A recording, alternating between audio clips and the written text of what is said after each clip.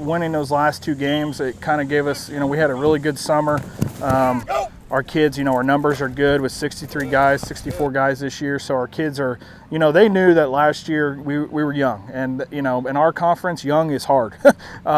So I think they're coming with a little extra chip on their shoulder. We've had some really good practices this fall, and I'm looking forward to continuing it until week 1. That the Saukees were able to pull themselves out of a 7-game tailspin and end last fall on a winning note is less a moral victory than it is a building block.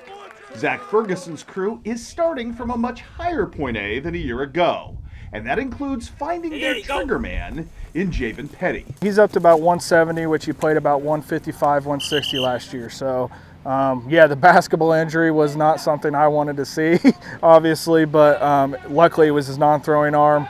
He's looked really good this summer. Last year, he went through some growing pains, but he threw for almost 1,000 yards with not the offensive production we wanted. So he's going to be a big part of what we do.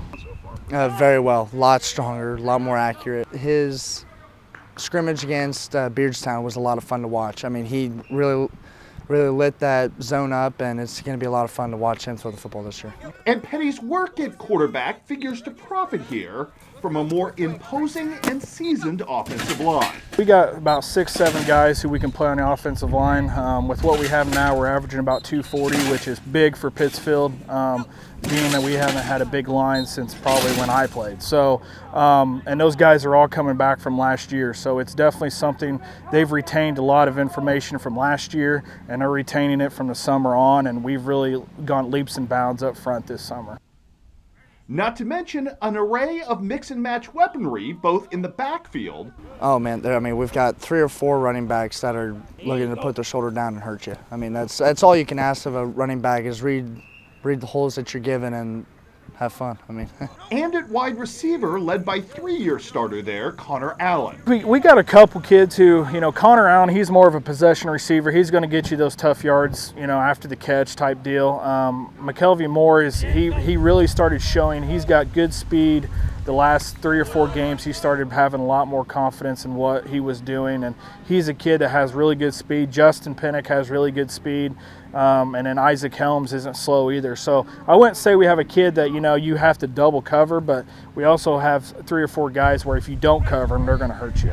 Allen, along with fellow linebacker Draven Puterbaugh, were part of that Saukees outfit that came within a game of playoff eligibility just 2 years ago. And he knows full well that the defensive standard absolutely has to rise here for the Saukees to make a splash in the rough and tumble Sangamo.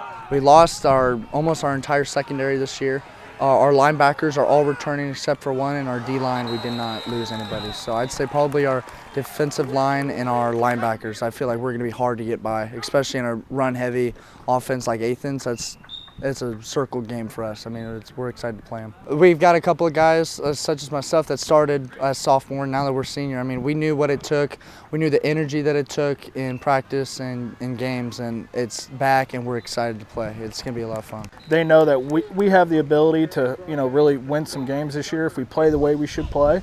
And, hopefully the goal is obviously playoffs, so you got to get 5 for that. In our conference, you're going to get in with 5. So, we just got to come ready to compete every day and get better every day, and then chips are going to fall where they go.